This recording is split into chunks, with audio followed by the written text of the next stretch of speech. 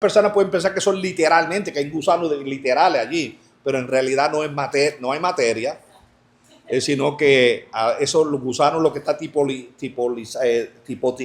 tipología de ese tormento eterno. Amén. Bendito es el Señor. ¿Alguna pregunta basada hasta lo que verso 8 que discutimos? Dígame.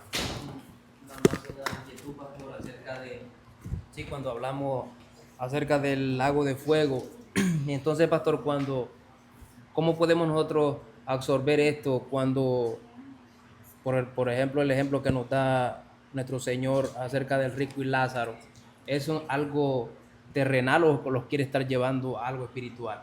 La última palabra que dijiste no te la entendí. ¿Qué dijiste? Lo último que dijiste no te lo entendí.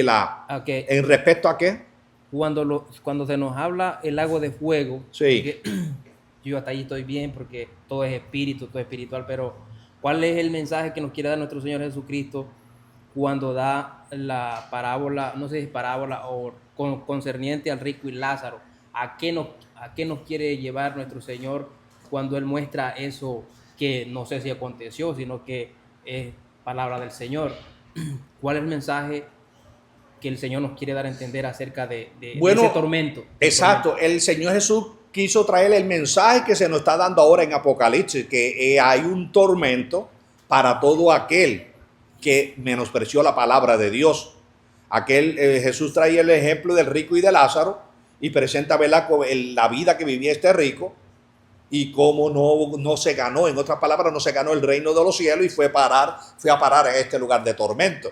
Entonces, en la parábola, como él está presentando el sufrimiento que él tiene, mientras que Lázaro, vemos, ¿verdad?, que está en los brazos de Abraham, y cuando usa el término los brazos de Abraham es que está en el lugar de descanso donde está Abraham y todos los que han muerto en la fe. Dejando ver, en otras palabras, con esa parábola, el Señor nos está dejando ver el gran ejemplo de que hay dos caminos. El lugar de tormento, está el camino que lleva al tormento y está el camino que lleva a vida eterna con Cristo Jesús. Dejando ver y déjeme decirle, alguien me estaba diciendo que nosotros en sí no tenemos libre albedrío. Seguro que tenemos libre albedrío. Nosotros somos los que elegimos. No, Dios no va a elegir como hemos contradecido a muchos, de que Dios dijo este va a ser salvo y este no va a ser salvo. No, en el libre albedrío que Dios nos ha dado, nosotros somos los que decidimos. No, que dice, no, que si ya Cristo vino y murió por nosotros y nos santificó, nosotros, el hombre, nada puede hacer porque Cristo es el que lo hace todo. ¿Quién dijo que no? El Señor puso su parte, el Señor hizo la parte suya, pero Él ahora espera que nosotros hagamos la parte nuestra. Y nosotros somos los que determinamos si nos vamos al camino de vida eterna o nos vamos al camino de perdición. El lago de fuego se hizo para el diablo y sus ángeles. Ahora todos los seres humanos que se van ahí, no es porque Dios nos quiso agarrarlos a ellos, escogerlos para salvación. No, Dios le da la oportunidad a toda la raza humana.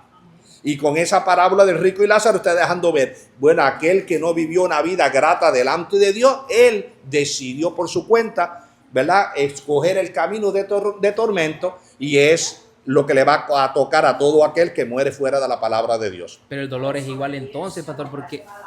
Amén, la desobediencia lo lleva ahí. ¿Sí? Pero cuando hablamos del dolor es igual como hoy en día.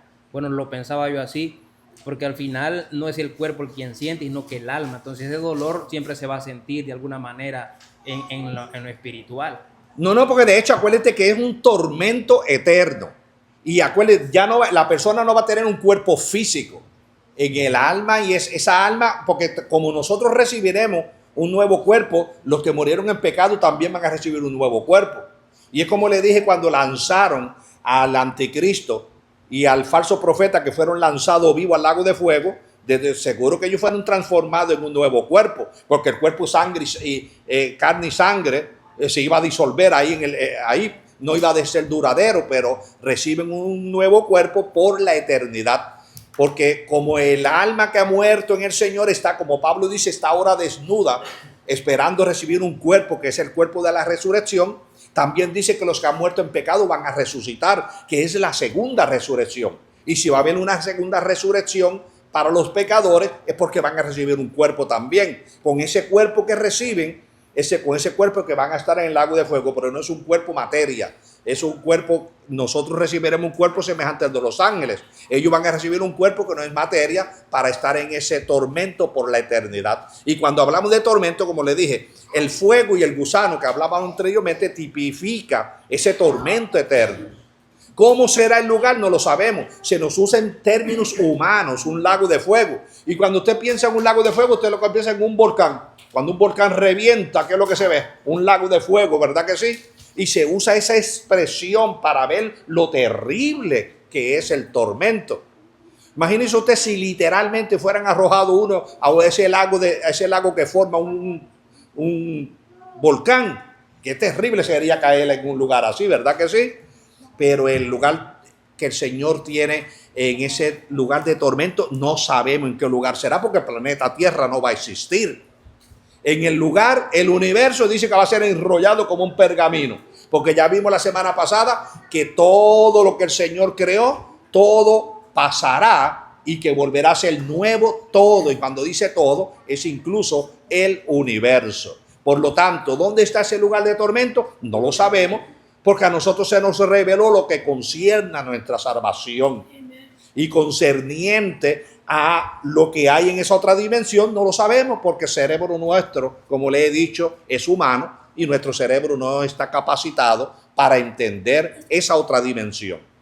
Amén. En esa otra dimensión, Dios le permitió a Juan entrar. Y Juan trata en términos humanos, expresar muchas cosas que él vio, y cuántas cosas no expresaría Juan, porque no le salía vocablo, no había un vocablo para expresarlo, porque estamos hablando de una dimensión espiritual, traerlo en términos humanos. Amén. Dígame, Rosita. La palabra dice que el alma, el pecado, morirá, no el cuerpo, el alma. Y mire, gracias que me trae esa palabra, porque alguien me escribe un texto diciendo, no, que el alma muere. Pero el alma en sí no muere. No muere. En ese término, cuando se dice y el alma que pecare, esa morirá, se está la palabra alma se está refiriendo a todo el ser humano. Sí. Amén. Y una vez le traje un ejemplo de que, por ejemplo, que nosotros somos cuerpo, alma y espíritu.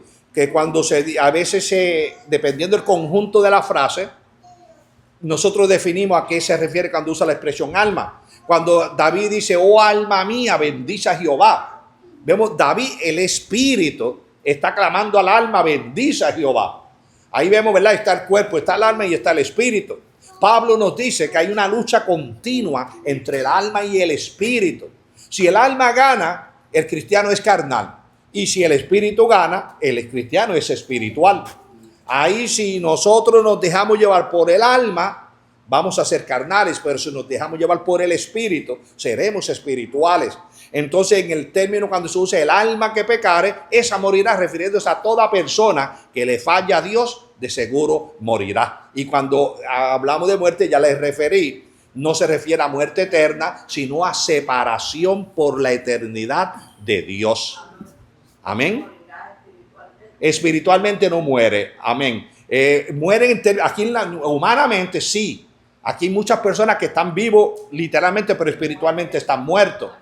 Pero una vez que salimos de este cuerpo, el alma, esa alma que sale de este cuerpo, que se formó del soplo de vida. Porque acuérdense que el alma no existía. Dios, como le dije, hizo un pichingo, lo puso allí y sopló sobre él. Y cuando sopló sobre ese pichingo, amén, pues dice, y vino a ser un alma viviente. ¿Por qué fue el alma viviente? La unión entre el cuerpo y el soplo de vida de Dios. Y como el soplo de vida es eterno, porque Dios es vida y la vida es eterna, al soplar ese soplo de vida sobre ese cuerpo, dice, y vino a ser un alma viviente.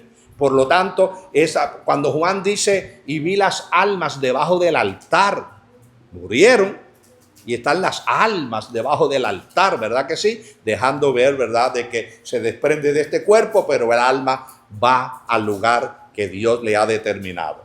A hoy, en la actualidad de hoy, todos los que han muerto en la fe, pues están en un lugar de espera hasta el día de la resurrección para vida eterna. Y los que han muerto en pecado estarán ahí en espera todavía mucho más tiempo, porque tendrán que esperar 1000 años para que entonces puedan recibir la segunda resurrección, que es para comparecer ante el juicio del trono blanco y ser condenados por la eternidad. Amén.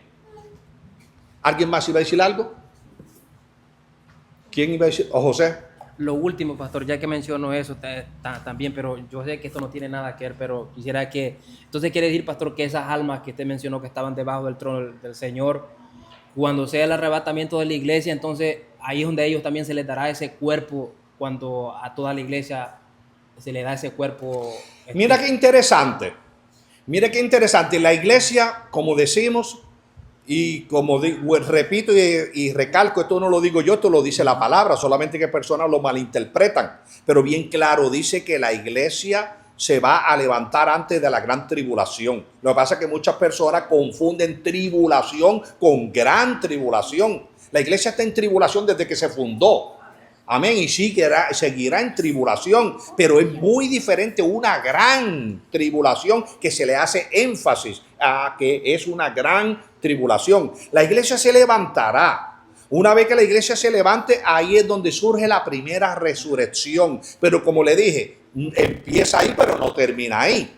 La primera resurrección comienza con el arrebatamiento de la iglesia y luego los que van muriendo en la gran tribulación, amén, se van levantando. Y si usted analiza, mire, eso está en el capítulo 6, verso 13, amén, y verso 14. Cuando dice dice las almas que estaban debajo del altar. Amén. Mire qué interesante que dice que clamaban. Ellos clamaban de que Dios hiciera, en otra palabra, que Dios hiciera justicia. Dice, clamaban al Señor, que el Señor, ¿verdad?, vengara su sangre sobre los moradores de la tierra. Pero, si no me equivoco, el verso 10, el verso 11. El verso 11 cuando dice, y se le dieron vestiduras blancas. ¿Sí lo dice? Amén. Y se le dieron vestiduras blancas, que dice que Pablo presenta que el que ha muerto en la fe, o ha muerto en condenación, sea uno o el otro, ese cuerpo, esa alma está desnuda, refiriéndose a que no ha recibido cuerpo porque no ha visto resurrección. Pero cuando dice que las almas que estaban debajo del altar se les dieron vestiduras blancas, en otras palabras, la vestidura blanca tipifica el nuevo cuerpo. Esas almas que estaban allí se les dieron vestiduras blancas y se les dijo que esperaran todavía un poco de tiempo hasta que se completara el número de sus hermanos y como dice, con siervos y hermanos. Amén. Así que dice, ¿no? Que se completara el número de los siervos y hermanos. Amén. En otras palabras, si recibieron vestidura blanca, es que recibieron el nuevo cuerpo. Amén. Y luego es que vemos que ese nuevo cuerpo que ellos reciben, ellos están, bueno, ya lo vemos juntamente, ya vimos los que se levantaron en la gran tribulación en el capítulo 7, verso 9. Dice que estas personas se levantaron, tenían vestiduras blancas y tenían palmas en las manos. Esto lo vemos también, creo, si no me equivoco, el 7:14. El 7:14 que habla de los... Sí, porque en el 13 uno de los ancianos le dice a Juan, y estos que han salido de las gran tribulaciones, ¿quiénes son y de dónde vienen? En el verso 14 Juan le dice, Señor, yo no lo sé, tú lo sabes. Y el anciano le dice, estos son los que han salido de la gran tribulación y han lavado sus ropas en la sangre del Cordero. Amén. Dejando ver que entonces, pero miren qué interesante, esto dice que estaban en pie delante del trono y en la presencia del Cordero. Y dice que tenían vestiduras blancas y que tenían en las manos palmas. Y esto es lo que yo le dije, no tenían corona, tenían palmas en las manos. En otras palabras, ¿por qué le hago énfasis a esto? Porque murieron en la gran tribulación, se levantaron formando parte de la primera resurrección. Una vez que se levantaron, ya se levantaron con esos nuevos cuerpos que están tipificados en las vestiduras blancas. Amén. ¿Alguna duda, José? No, está bien, solo eso. ¿Alguna otra pregunta? Santo mi Dios. Pues si no hay pregunta, pues sigo. Amén. Pero es bueno aclaro esto, porque déjeme decirle, como he dicho, que yo me paso contestando textos a los que me preguntan y personas pues malinterpretan. Y es el concepto que tienen. Bueno, ¿verdad? Se les respeta la opinión a cada persona. Pero como estamos enseñando teología, pues tenemos que enseñar, ¿verdad? con base bíblica y con los contextos y paralelos. Porque alguien también me decía, no, que las almas que están debajo del altar, que esto era la sangre. Como en el altar normalmente se hacían sacrificios, dice, no, esa es la sangre, como la sangre de Abel que estaba clamando. Pero yo le contesté a la persona, mire, si usted lee los contextos, los paralelos, el conjunto de la frase, el origen de la enseñanza, mire, vemos lo que es simbólico y lo que es, amén, literal. Aquí en realidad se está refiriendo, cuando dice que se le dieron vestiduras blancas, no es una sangre. A la sangre no se le va a dar vestidura para que se vistan. Y se dice se les dieron vestiduras blancas. La sangre de Abel clamaba, pero no se dice que la sangre de Abel se le dio a esto o lo otro. Amén, sino muy diferente, por eso es muy importante el conjunto de la frase y el contexto. Dice que se le dieron vestiduras blancas, por lo tanto no se está refiriendo a la sangre debajo del altar, se está refiriendo a aquellos, porque Juan lo especifica, estaban allí y estaban clamando que Dios hiciera justicia por ellos. Aquí es donde la persona pues malinterpreta y dice, bueno, es que la sangre de Abel, dice también la palabra que estaba clamando por justicia, pero es muy diferente. Porque como le dije, el conjunto de la frase nos da la interpretación cuando dice que se le dieron vestiduras blancas y que se les dijo que esperasen todavía un poco de tiempo, dejando ver que se está refiriendo a las almas que habían muerto en la gran tribulación. Amén. ¿Alguna pregunta? ¿Comentario? Pues nos vamos al verso 7. Dígame, sí. Pastor, la muchacha que estuvo en casa de noche que yo le conté, ella era pentecostal de la iglesia de Oscar Rodríguez. Ella dijo que un día se paró porque quería decirle a él que era un falso profeta. Pero ella se fue para la católica. Y ella ayer me quería sacar a mí de mi creencia, que porque el sacerdote que le da los estudios, dice que se lo da por la palabra. Y que ella tiene pruebas, y después dame las pruebas, porque yo las busqué en la Biblia y no las conseguí. Ella dice que él dice que Abel fue hecho de, el primer hijo de Adán y Eva fue hecho conocimiento de Dios, Abel conoció a Eva, pero el primero que nació fue Caín. Entonces dice que cuando Eva pecó y se comió la manzana, que ahí fue que Eva tuvo sexo con Satanás y nació Abel. Nació Caín porque Abel es símbolo del bien y Caín es símbolo del mal, y que por eso Dios lo tuvo que marcar. Yo dije, niña, tú estás bien mal. Esta gente se formulan historias y se las creen después ellos mismos. Oh my God. Amén.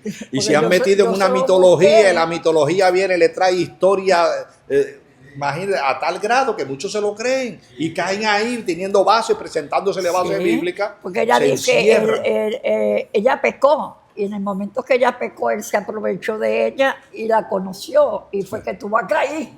Y ahí nació el mal. ¿Entiendes? Porque nació bajo pecado.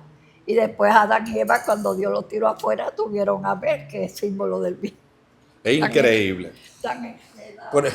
La gente que se ponen a leer historias paganas, lamentablemente quieren involucrar las historias paganas, meterlo en lo que concierne a la palabra de Dios, pero qué bueno es cuando estudiamos la palabra de Dios y podemos refutar todas estas boberías, ¿verdad? Que esta gente pues a través de la mitología, como le dije, la mitología ha dañado a mucha gente y los tiene encerrados de tal manera que no entran a entender la verdadera palabra de Dios. Amén.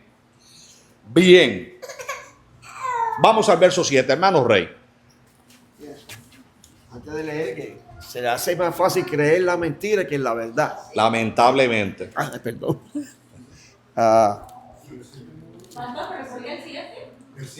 No, el 9, el 9. El 9, el 9. Sí, por eso le había dado, ahora dije el 7, pero al principio le he dicho el 9 y Dania tiene el 10. Vino entonces a mí uno de los 7 ángeles que tenían las 7 copas llenas de las 7 plagas postreras y habló conmigo diciendo, ven acá, yo te mostraré la desposada, la esposa del Cordero. Amén.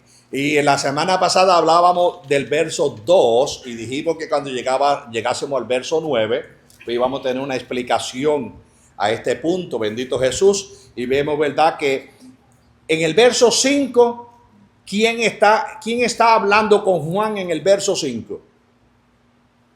Habla con Juan desde el verso 5 al verso 8. ¿Quién? El Padre, el que está sentado en el trono, en el verso, antes del verso 4 hacia atrás, es un ángel que habla con Juan. En el verso 5 al verso 8 es el que está sentado en el trono que le habla a Juan. Amén. Ahora ya en el verso 9, ya entonces ya el que estaba sentado en el trono ya no está hablando. Ahora dice, y vino entonces a mí uno de los 7 ángeles que tenían las 7 copas llenas de las 7 plagas postreras. Habló conmigo y hablando conmigo dijo, ven acá y te mostraré la desposada, la esposa del Cordero. Pero miremoslo en la primera partecita, amén. Ok. Yo le he dicho a ustedes, cuando veremos las escenas, y como le dije, el libro no está escrito en un orden cronológico. Nosotros a través del estudio podemos, ¿verdad?, ubicar las escenas. Y le dije, Juan, y no solamente Juan, cualquier autor cuando está escribiendo un libro, sea una historia, sea bíblica o sea secular, hay veces que la persona, el escritor está presentando una escena y puede retroceder atrás y presentar algo que ya pasó atrás, y lo está presentando como si fuera en el presente. Y ahí es donde nosotros pues nos ubicamos y sabemos cuándo la escena está en presente o está en pasado.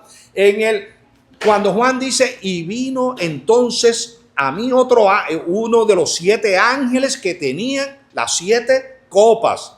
Aquí nos deja ver bien claro, mis hermanos, que antes de que las 7 copas fuesen derramadas, uno de los 7 ángeles le habló a Juan. Algunos escritores han dicho, no, aquí esto es evidencia de que se está usando el término para referirse que era uno de los que tenían las copas, pero que ese fue el que vino y le habló. No, es que está claro, bien claro, dice uno de los 7 ángeles que tenían las 7 copas llenas de las 7 plagas postreras. En otras palabras, Juan, ya vimos los capítulos anteriores que él viró a 7 ángeles. Cada uno tenía una copa. A esa en el capítulo 16 es que comienza el primer ángel a derramar una de sus copas cuando se le dijo, ve a la tierra. Amén. Y ve y derrama la copa sobre la tierra. Y vemos, ¿verdad?, que ahora esos ángeles, cuando tenían las copas llenas de estas plagas, uno de ellos viene a Juan y le dice a Juan que le va a mostrar, bendito Jesús. ¿Y qué es lo que le va a mostrar? Amén. La desposada. Desposada y novia, usted sabe que es lo mismo, ¿verdad? Desposada y novia. En el tiempo antiguo, cuando José y María estaban desposados, estaban de novio ellos. Bendito el Señor. Y vemos, ¿verdad?, que hasta que se llega al matrimonio. Entonces, cuando le dice, voy a mostrarte la desposada, la esposa del Cordero. Aquí, hermano Rey, me hizo la pregunta cuando entramos al verso 2, cuando en el verso 2, cuando dice, y vi descender del cielo de Dios, amén, la nueva Jerusalén, que la vio, cuando dice en el verso 2, y yo Juan, ¿cómo es que comienza? Se me fue. Y yo Juan oí una gran voz del cielo que decía, he aquí el tabernáculo de Dios con los hombres, así dice el 2, ¿verdad?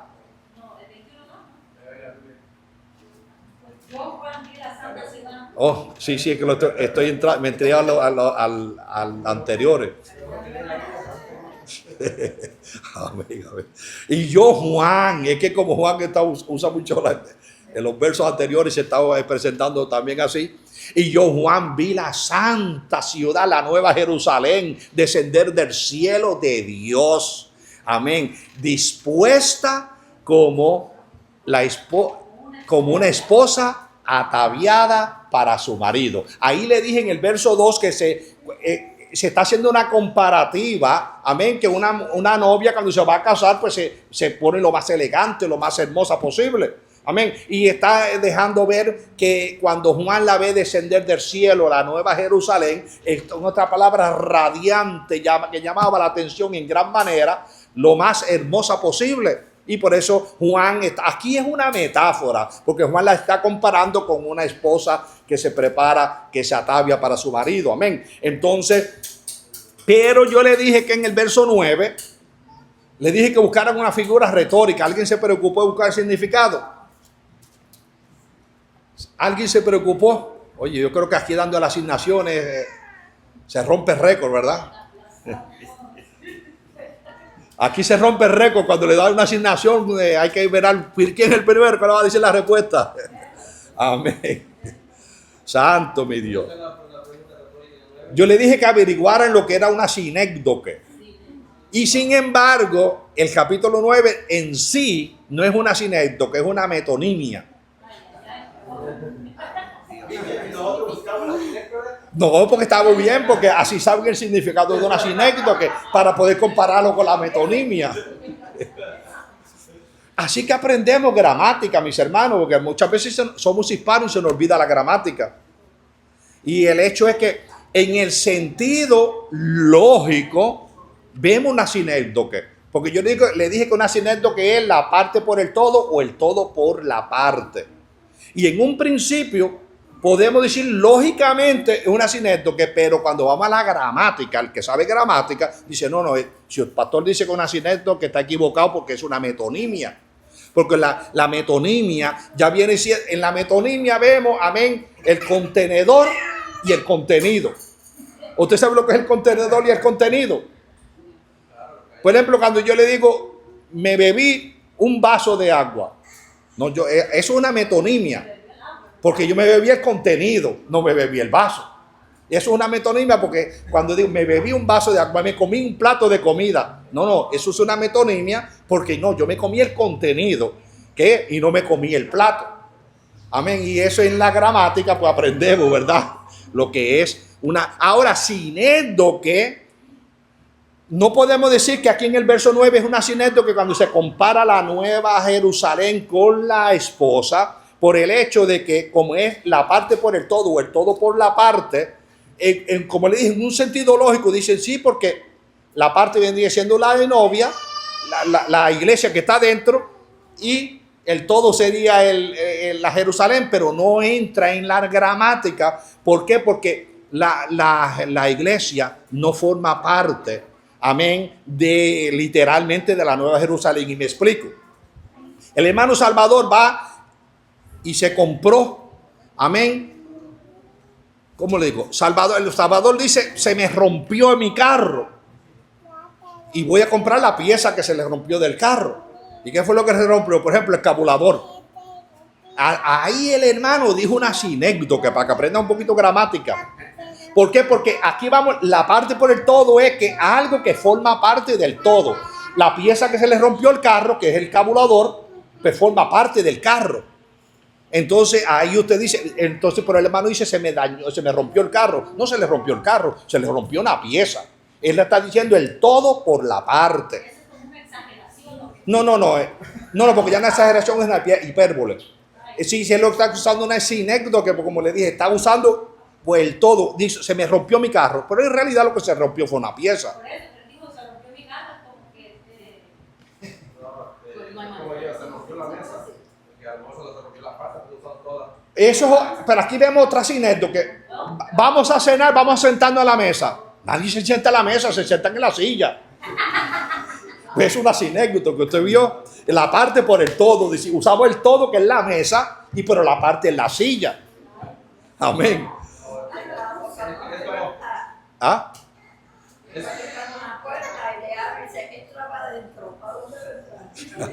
como si yo dijera, me comí una vaca y todo me comí la costillita. Ah, también. No, pero eso es una exageración. Bueno, pero también hay gente que lo dice, mire, me comí un cerdo y no se comió todo el cerdo, se comió parte. Amén. Pero es bueno, eso son parte de gramática y es bueno que muchas veces nos familiaricemos con las figuras retóricas, porque así aprendemos un poco, ¿verdad?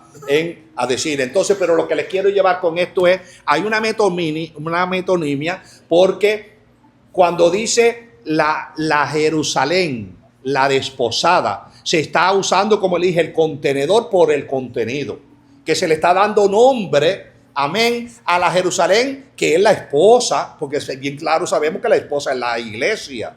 Y como la iglesia está dentro, Juan la vio descender del cielo. Ahí está la esposa de Cristo, que es la iglesia.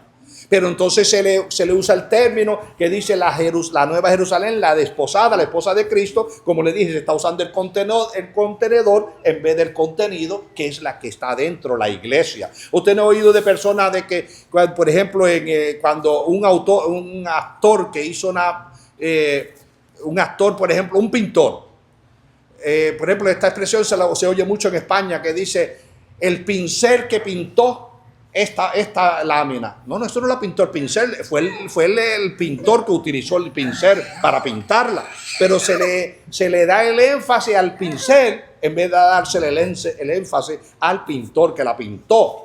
Y de esa manera se dice la Jerusalén, pero está refiriéndose a la esposa, a la iglesia que mora en esa Nueva Jerusalén. ¿Por qué razón? Bien sabemos que la Nueva Jerusalén son las moradas celestiales que Cristo fue a preparar para nosotros.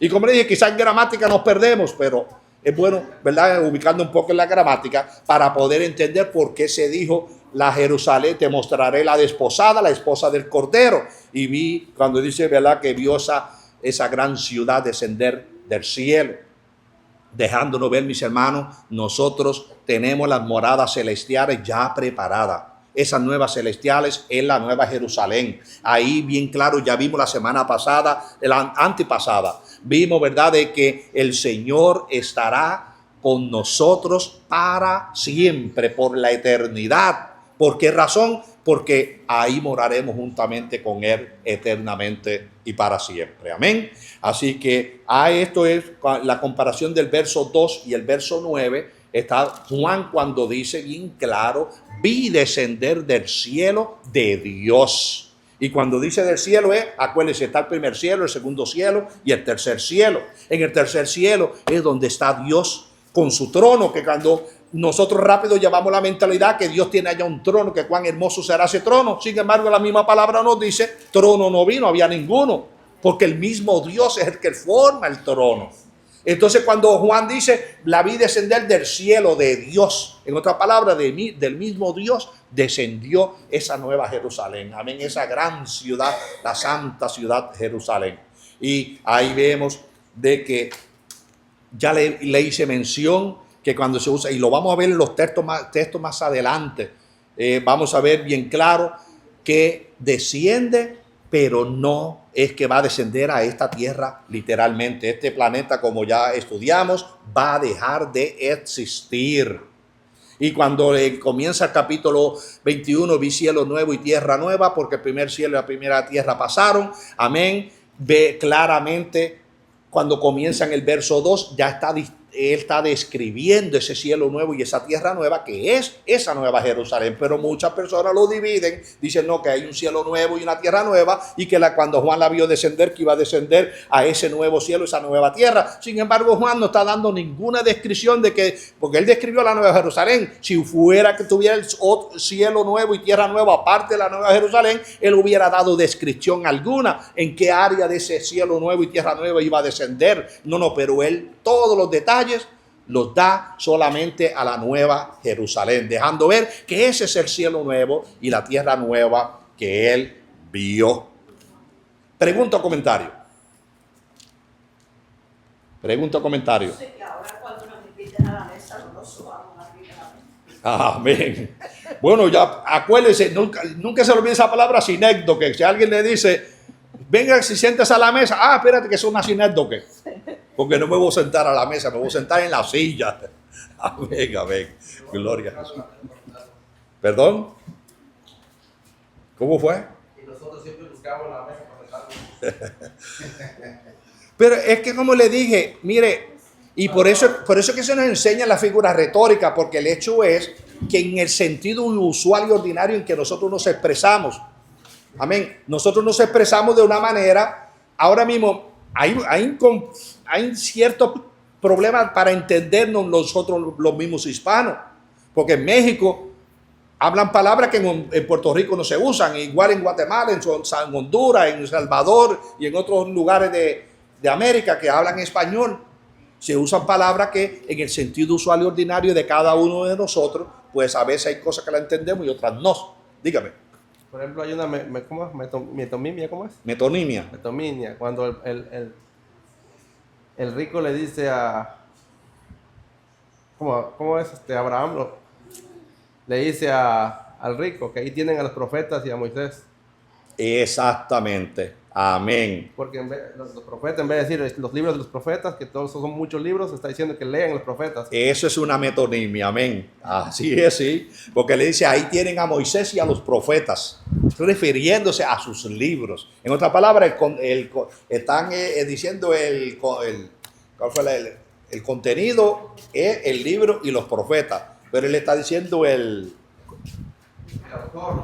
sí, pero se me fue la palabra, el contenedor. Amén, el contenedor. El contenedor viene siendo Moisés y los profetas. El contenido, los libros, a eso que se está refiriendo. Ahí tienen los libros, que los lean. En otras palabras, hay personas, hoy en la actualidad, hay personas que dicen, bueno, si Dios quiere que yo me convierta, que envíe un ángel y que me hable. ¿Cuánta gente dicen así hoy? Y que el Señor le puede dar la misma respuesta. Ahí tienen la Biblia, ahí tienen los evangelios. Amén, que hoy no hay excusa para que alguien diga, bueno, que si Dios no me habló, porque Dios todos los días habla por medio de su palabra. Amén. Gloria a Dios. Bien, basado al verso 9, ¿alguna pregunta?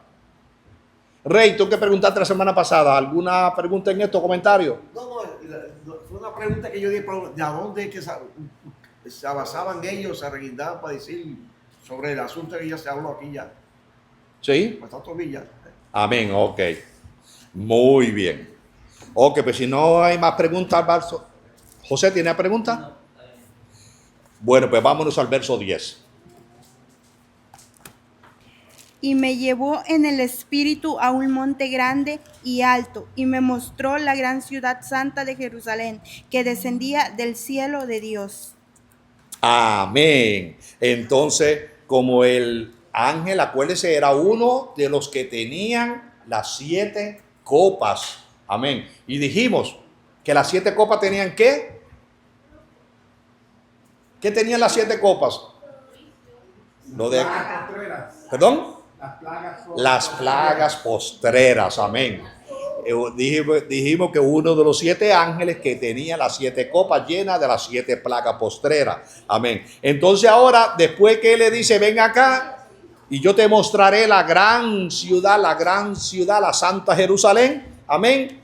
Y dice, cuando dice Juan que la vio descender del cielo y de Dios, entonces ahora que entramos en el verso 10, cuando dice, y me llevó en el espíritu. Mire, Juan especifica.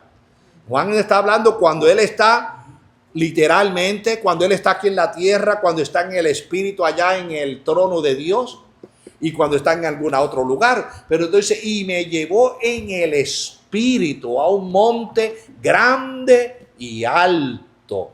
Amén. En un monte grande y alto, pero acuérdese, está en el espíritu. Oiga, ¿usted cree que Dios llevó literalmente a Moisés al monte alto para enseñarle toda Jerusalén, toda la tierra prometida? No, fue en el espíritu también que lo llevó. Era imposible que Moisés subiera a un monte que viera toda la Palestina, toda la tierra de Canaán. Para poder ver toda la tierra de Canaán, tuvo que ser en el espíritu. ¿O usted cree que lo llevó literalmente? ¿Ah? No, pero literalmente era imposible que Moisés pudiera ver toda la Canaán, porque era toda la tierra que iba a recibir por heredad Israel. Exactamente, para poder ver todo era como lo mismo que Juan. A Juan dice ahora que me llevó en el espíritu a un monte grande y alto. Amén.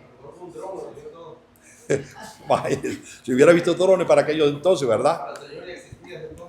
Pero el hecho es que de seguro Dios llevó a Moisés en el espíritu y en el espíritu le mostró todo. De tal manera que no pudo entrar, pero pudo ver toda la tierra que heredarían la descendencia de Israel. Bendito Jesús. Amén. Entonces, cuando dice, y me llevó a un monte alto y grande. Amén. Y me mostró la gran ciudad, la santa Jerusalén. Bendito Jesús, que descendía del cielo de Dios. Vuelve la misma expresión del verso 2. Amén. En otras palabras, Juan está enfatizando otra vez que no, en otras palabras, que es un hecho real. Si no fuera si Juan no lo hubiera enfatizado por segunda vez, quizá quedaba alguna duda, ¿será esto real o será simbólico? No, pero ya lo dijo en el verso 2, ahora vuelve en el verso 10, amén, de que vio, ¿verdad?, esa ciudad. Pero mire también en la escena, ya en el verso 2, Juan dijo que vio la nueva Jerusalén descender del cielo de Dios. Por eso le digo, ya vamos por el verso 10 y Juan vuelve a repetir que ya, ahora Juan está como redactando los detalles de lo que ya, porque ya lo había visto en el verso 2, la había visto ya descender del cielo y de Dios, pero ahora en el verso 9, que él especifica, amén, cuando dice, verdad, el ángel que lo llevó, le dijo, ven acá y yo te mostraré. Dejando ver, dando detalles, pero ya en el verso 2 ya él había visto esta nueva Jerusalén descender. Solamente que en el verso 9 y 10 está dando los detalles, amén, quién le llevó, que fue el ángel, donde fue al monte más grande y alto, y en el espíritu lo especifica para ver esa gran ciudad que descendía del cielo de Dios. ¿Quién me alzó la mano? Sí, pero cuando la pregunta fue contestada. ¿Sí? Versos 2 y versos 11 y 9. Amén. Que la vio 2 veces. La vio 2 veces, bendito Jesús. Amén. Ok. ¿Alguien más? Dígame.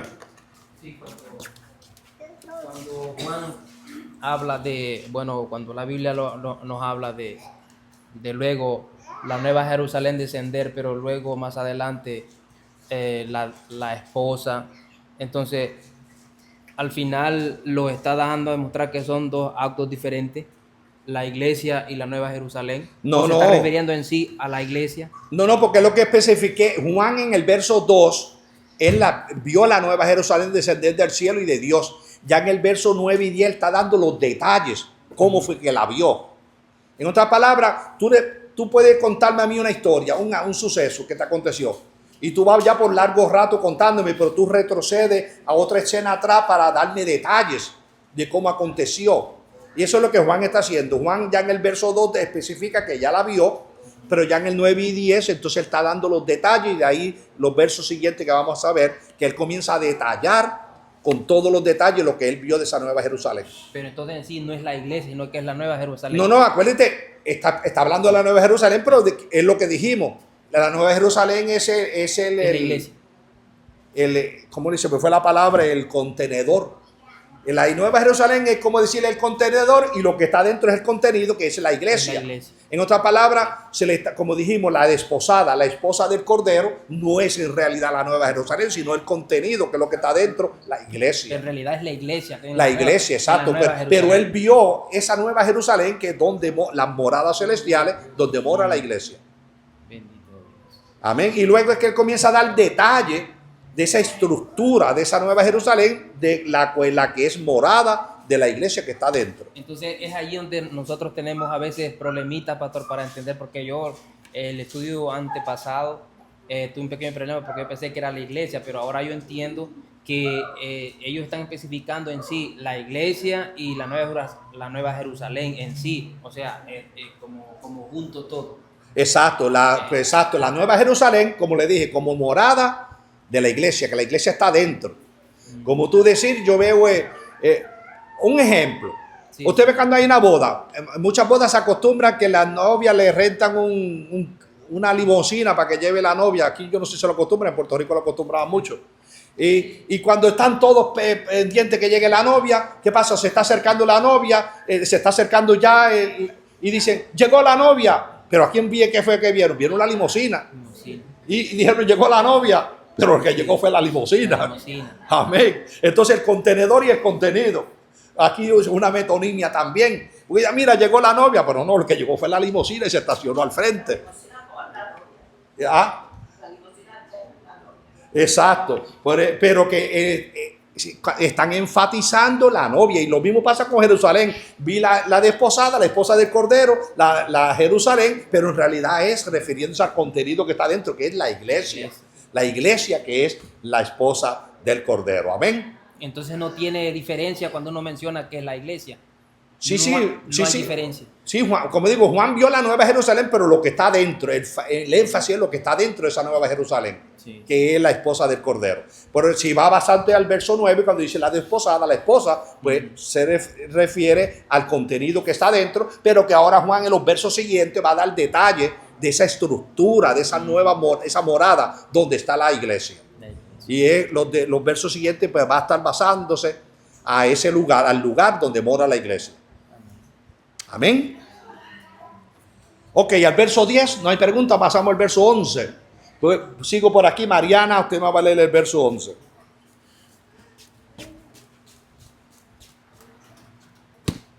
El que es injusto, sea injusto todavía. Y el No, que es injusto, no, el 21:11. Perdón. 21:11. Oh, 21:11, perdón. Aquí lo veo.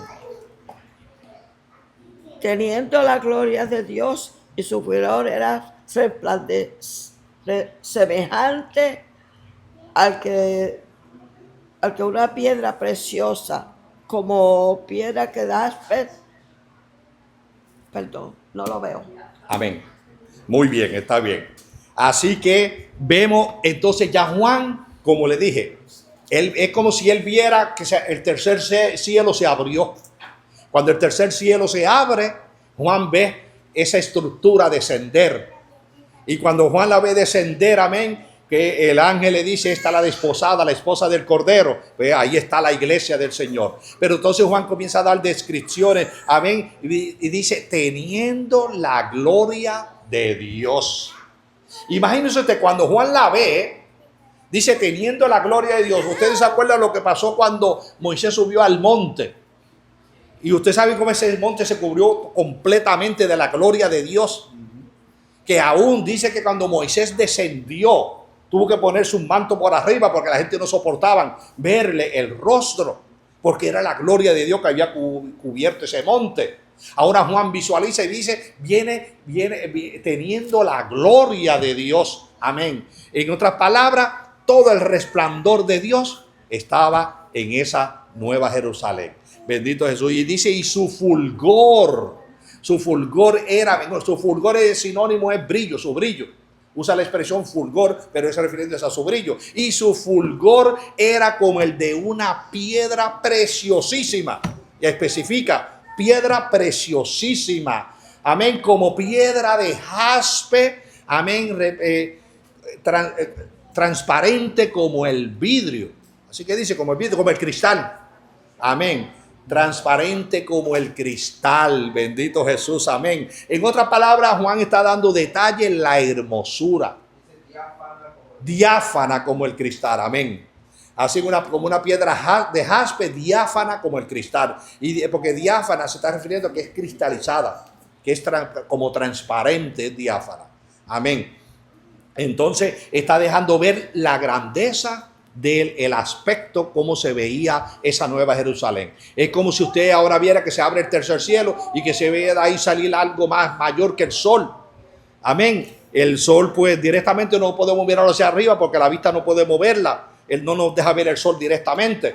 Pero Juan visualiza y como está en el espíritu, él puede ver esa gloria que llenaba esa nueva Jerusalén que estaba descendiendo, bendito Jesús, amén. Entonces, pues vemos, ¿verdad? Hasta el verso 11 está dejando ver cómo se veía, dejando ver que no es una tierra regular, sino que es, bueno, algunos dirían, mira, vio allá vio un nuevo planeta que bajó del cielo, pero Juan está destacando que es la morada de la iglesia, donde está la novia, la esposa del Cordero, dejando ver el único lugar donde va a estar la esposa. Bien claro dijo Jesús, me voy a preparar lugar, amén, y vienen siendo las moradas que el Señor fue a preparar, amén. ¿Alguna pregunta o comentario? Verso 11. Seguimos, Karen sigue con el 12.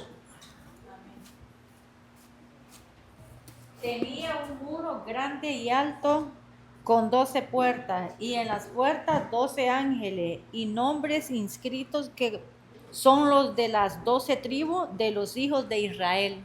Amén, bendito mi buen Jesús. Así que vemos, sigue dando, como le dije, estos versos siguientes son descripciones de cómo se veía. Juan después, una vez que la ve descender, que la ve que está llena, teniendo la gloria de Dios, y que la ve como su fulgor, como era tan tremendo, como de una piedra preciosísima.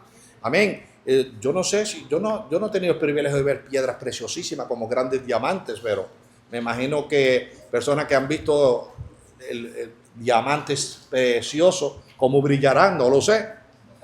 Pero el hecho que Juan está comparándolo con lo máximo, cuando dice una piedra preciosísima, amén, es lo máximo del brillo que tenía esa Nueva Jerusalén. Entonces ahora aquí dice, tenía un muro alto y grande. Así que dice, tenía un muro grande y alto. Amén. Tenía un muro grande y alto. Bendito mi buen Dios. En otras palabras, estaba cercada.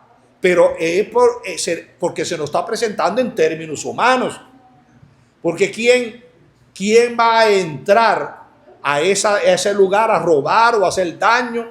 Que nosotros aquí le ponemos cerca a nuestros hogares, le ponemos verjas, le ponemos muros de protección, ¿verdad? Pero todo esto es una tipología de dejando ver que en esa ciudad no va a entrar nadie. Y bien claro lo vamos a ver al final del verso, el último verso, amén, de este capítulo. Ese muro alto y grande y alto, amén, está simbolizando la protección, que ahí no entrará solamente aquel que le esté permitido entrar. Bendito mi buen Dios. Y cuando dice un muro, ¿sí? Eso viene siendo como una tipología de la Jerusalén de la tierra, que tiene muros altos y tiene las puertas alrededor.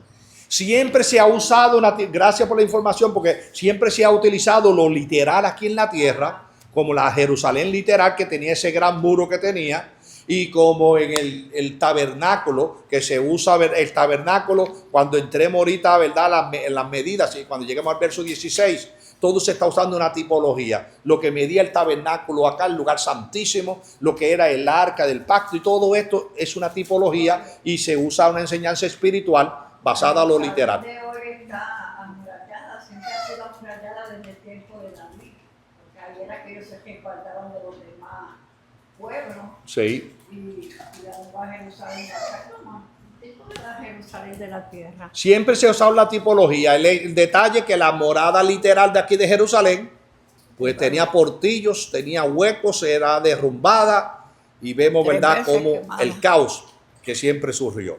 Amén. El detalle es cuando dice, y tenía muros grandes y altos con puertas, y tenía 12 puertas. Juan alcanzó a ver las 12 puertas que tenían. Y mire qué interesante, tenía 12 puertas y 12 ángeles. Amén. Y nombres inscritos que eran los de las 12 tribus de los hijos de Israel. Dejando ver cada puerta tenía el nombre de uno de los patriarcas. Amén. ¿Por qué razón? Siempre ha visto una simbología también, o una tipología de representación de los 12 patriarcas y los 12 apóstoles. Esto lo vemos aquí, lo vamos a ver los 12 apóstoles más luego. Pero dice, y vi, ¿verdad? Tenía 12 puertas y 12 ángeles que estaban frente a las puertas, y nombres inscritos que eran los de los 12 de las 12 tribus de los hijos de Israel, dejando ver que esa Jerusalén, Juan ahora, las descripciones que está dando, va ahora con la tipología del tabernáculo. Cuando se formó el tabernáculo, amén, Dios le dio instrucciones cada paso que tenían que hacer. Pero ahora vamos a ver el verso 13, cómo nos lleva a esa tipología de ese tabernáculo que se hizo en el desierto. Selvin, con el verso 13.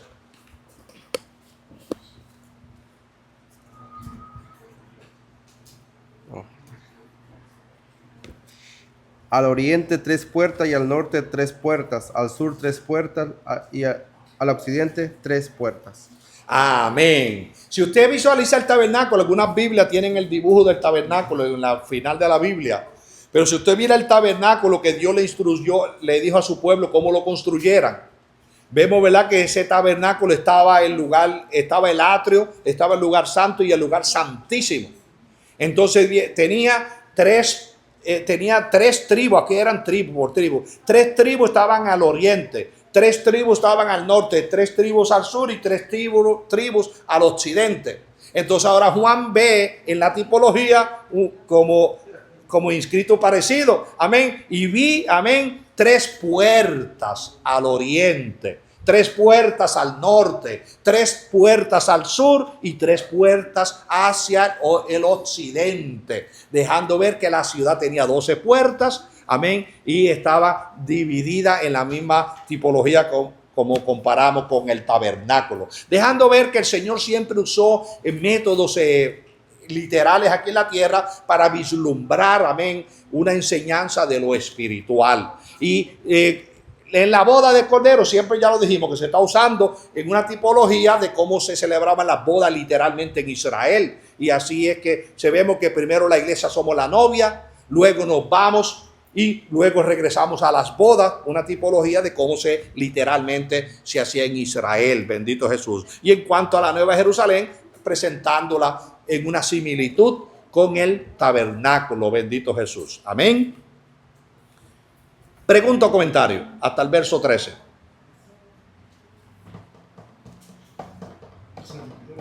¿No hay pregunta o comentario? Pues vamos con el verso 14 y yo creo que en este nos quedamos en el verso 14. Pensé que había cerrado.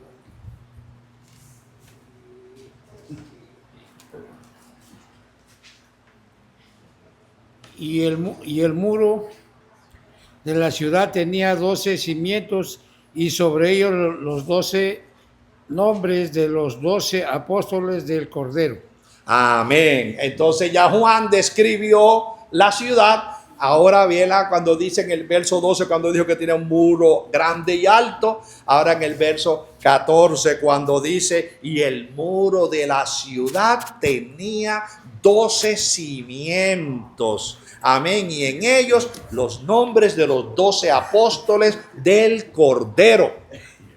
Ahí dejando ver, ya vimos en el verso 12 las puertas con los nombres de los patriarcas, los 12 patriarcas. Ahora vemos en el 14 los cimientos del muro con los nombres de los apóstoles. Amén. Y son solamente 12. ¿Y qué tal de los demás apóstoles que han surgido en la actualidad? ¿Dónde van a estar los nombres de ellos?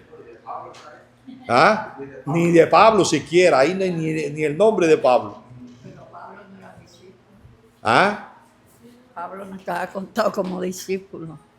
Pero Pablo fue Cuando apóstol del Jesús Señor, pero fue un apóstol especial escogido para el pueblo gentil. Pero Jesús escogió fueron 12. ¿Perdón? Que 12 y uno se perdió que cogieron a Matías. Matías sustituyó a Judas. A Judas. Así que dice que en los 12 cimientos, los nombres de los 12 apóstoles. Y es por el hecho, esto es una tipología, mis hermanos, porque los 12 apóstoles fue el cimiento que puso el Señor para fundar su iglesia.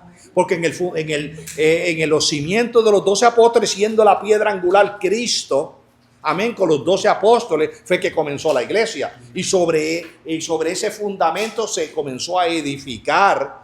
Amén. Y por eso es que se le hace mucho énfasis a los 12 cimientos de este muro que nos va a hablar en el verso 14. Y el muro de la ciudad tenía 12 cimientos y en ellos los 12 nombres de los 12 apóstoles del Cordero. Dando énfasis a que Dios trató primero con su pueblo, 12 patriarcas. Luego vino y llamó a la iglesia con los 12 apóstoles. Amén. Los 12 patriarcas eran los fundamentos del pueblo de Israel. Los 12 apóstoles, amén, el fundamento donde la iglesia se ha ido desarrollando. La iglesia, en otra palabra, el Señor tiró el fundamento y dijo, edifiquen sobre aquí, y cada vez que alguien se convierte es una piedra que se le añade al edificio.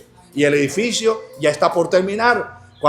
La última alma que se convierte, la última piedra que se pondrá en el edificio y concluye el edificio, y ahí es que la iglesia se va de la tierra.